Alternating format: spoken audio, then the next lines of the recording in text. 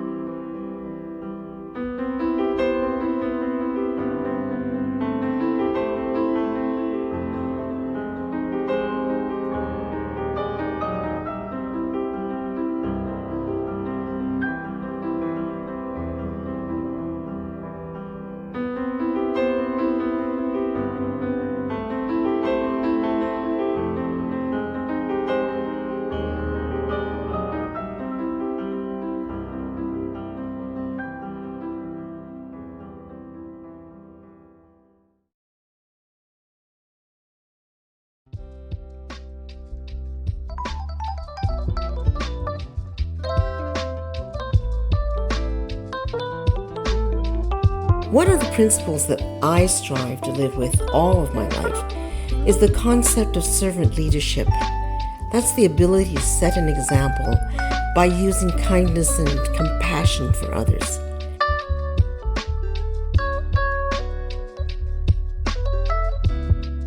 If I'm able to do anything with my photography, if I wish to leave any kind of legacy, I want to know that my work inspires the viewer to embrace that same sense of kindness I have carried with me throughout my life.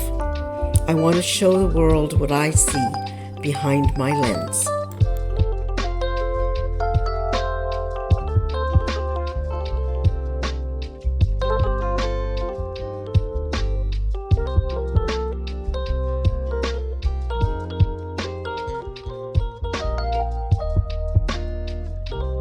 Our planet needs compassion from all of us.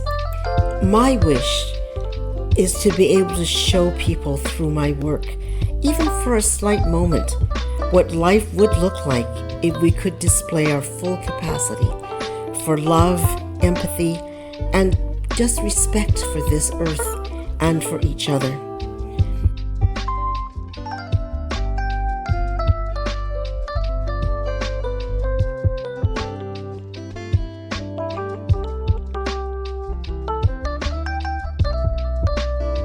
I know in my heart that dignity and kindness is part of human nature. I know it's there. It's a question of all of us speaking in one voice.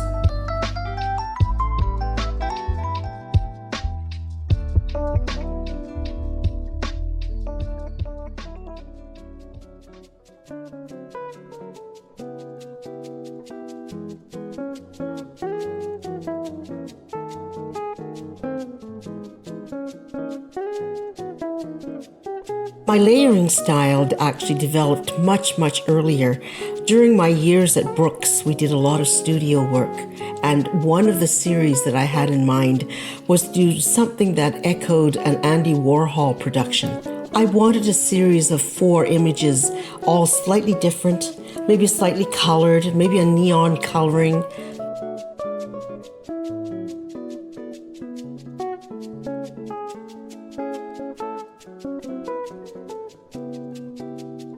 In those days, I was working with a 4x5 studio camera.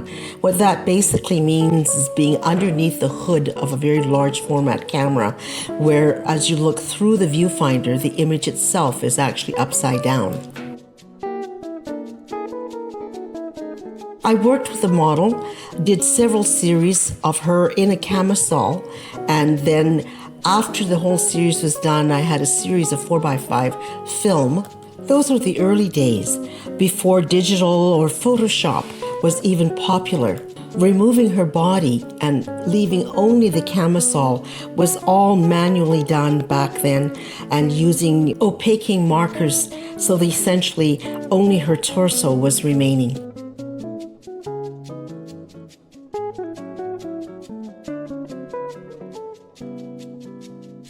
The remaining 4x5 was then enlarged into an 8x10 negative. I wanted the camisoles to all have a different color, and the background of the camisoles to have a different color.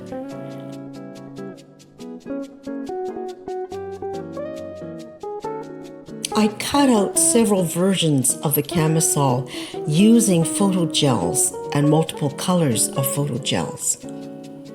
The piece of large format 8x10 film of the camisoles was then placed in front of a large glass block. So in order to get the background a different color, this combination obviously gave a very different background color, but combining it with a different colored gel on the camisole also had a completely different color. When I had 4 different colors that were to my liking, the combination was put together with photo tape and then re-photographed again with a large format camera. And that's how I would get one image with all 4, all different colors, and including the sprocket of the slide film that I was using at that time.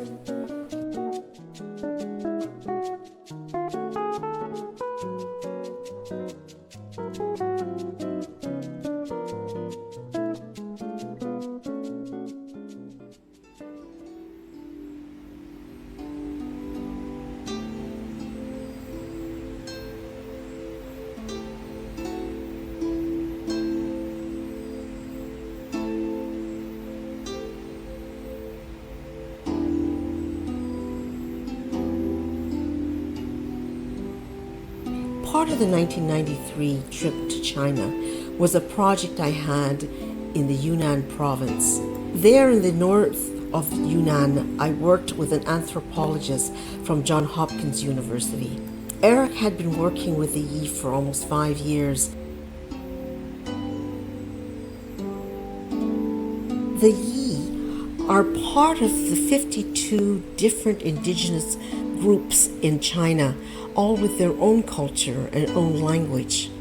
It took over 2 days to get up to where he was, carrying my very large backpack with over 250 canisters of film. I was really fortunate that I happened to be there during the Chinese Spring Festival. This is the biggest Chinese festival of the year. Everyone is decked out in their best. This was the only time of the year when they allowed themselves a few days of rest and celebration. The women were decked out in their very best embroidered clothes. The men had new pants and new blue shirts to wear. The doorsteps were decorated with any kind of red symbolism that they can find. It was a really happy time. Lots of group dancing in circles, visiting people from one household to another. Even my photos will display all the joy that was happening at that time.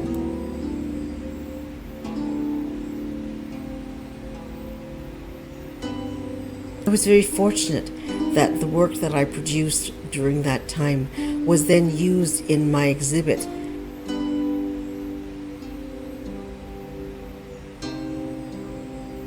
That exhibit garnered a lot of interest, and it was so well received that it traveled to 2 other galleries after.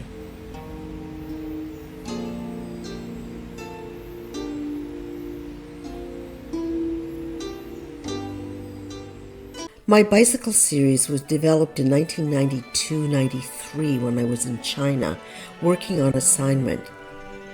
The country was just opening their markets to more trade and a much more diverse economy. People were finally allowed to have more than one job. The streets were bursting with life. Grandmas, uncles, nieces and nephews, everyone was out on the town, on the sidewalks, in small lean-tos, offering every kind of possible trade. This was also a time when bicycles were the main forms of transportation. You'd see the odd little mini truck or transport truck, and everywhere were thousands of bicycles. The road was a sea of bicycles, some which were filled high with bundles of produce and baskets full of items for sale, weaving in and out between all the regular people. Some who were on their bikes and dressed in business clothes. This series of 3 was reproduced for an interprovincial exhibit that I had in 1993. They were printed on a giclée system, which is a way of printing digital prints onto fine art paper. And in 1993, it was the new go-to for producing art photography.